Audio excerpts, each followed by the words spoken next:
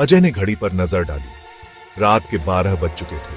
थका हुआ महसूस करते हुए वह सोने की तैयारी कर रहा था। तभी अचानक उसके मोबाइल की घंटी बजी। अजय चौंक गया।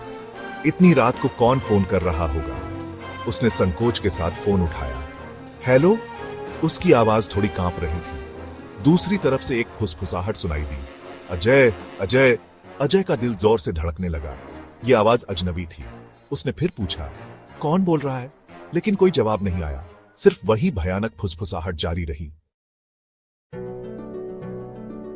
अजय ने गुस्से में फोन काट दिया और उसे बेड पर फेंक दिया।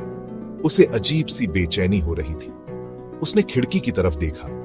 बाहर अंधेरा था और तेज हवा चल रही थी। तभी उसे खिड़की के शीशे पर एक हल्की सी आहट सुनाई दी, जैसे कोई खुरच रहा हो। अजय की हथेलियों पर पसीना आ गया। उसने धीरे से खिड़की के पास जाकर पर्दा हटाया, लेकिन बाहर कुछ नहीं था। सिर्फ पेड़ की डालियां हवा में झूल रही थीं। अजय ने खुद को समझाया, यह सिर्फ हवा होगी।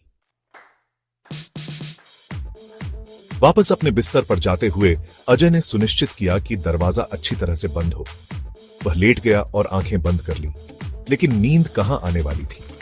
उसका मन बार बार उस अजीब फोन कॉल और खिड़की पर हुई आहट के बारे में सोच रहा था।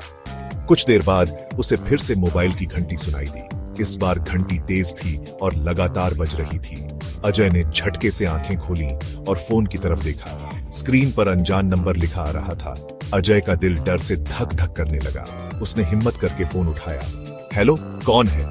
लेकिन इस बार भी कोई जवाब नहीं आया। सिर्फ एक ठंडी और भारी सांस की आवाज सुनाई दे रही थी। अजय ने फोन फिर से काट दिया और बिस्तर से उठ गया। उसे लग रहा था जैसे कोई उसे देख रहा है।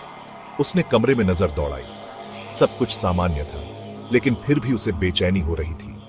तभी उसे अपने कंधे पर एक ठंडा हाथ महसूस हुआ। अजय की सांस रुक गई। उसकी आंखें डर से फैल गईं। धीरे धीरे उसने पीछे मुड़कर देखा।